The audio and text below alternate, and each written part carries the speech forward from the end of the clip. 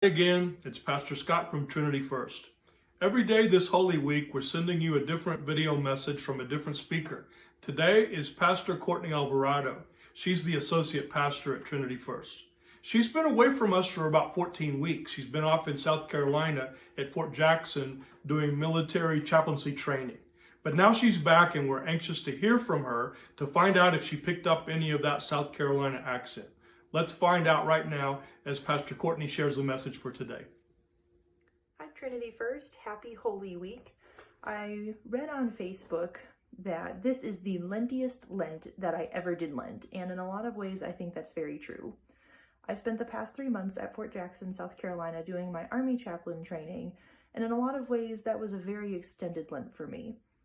I gave up the option of what I got to wear, I gave up when I ate, I gave up when I got to wake up because the Army tells you when to wake up and where to go and what to wear and who to see and what to do. But for a lot of us, because of the coronavirus, this has in fact been a very Lenty type of Lent. We've given up a lot of things. But even so, people like to give up, traditionally for Lent, things like coffee, sweets, sodas, but that's not really the extent of what Lent is supposed to be.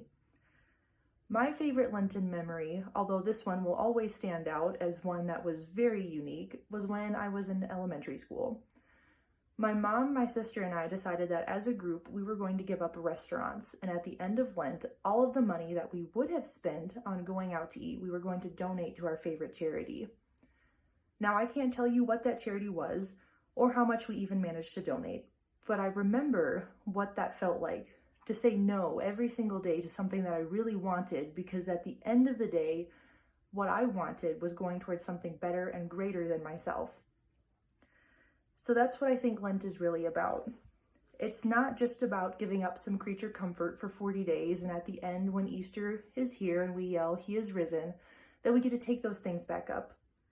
Lent is really about taking up the cross with Christ to combat injustice, oppression, and moral injury. It's about giving up complacency in favor of bringing mercy, justice, and grace.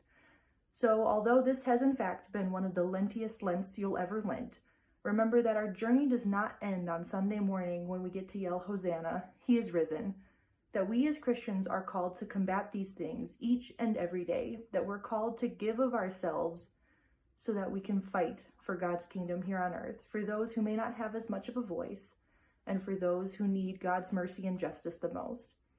So I hope for this week that you are able to celebrate, that you are able to find joy, find peace, and find mercy.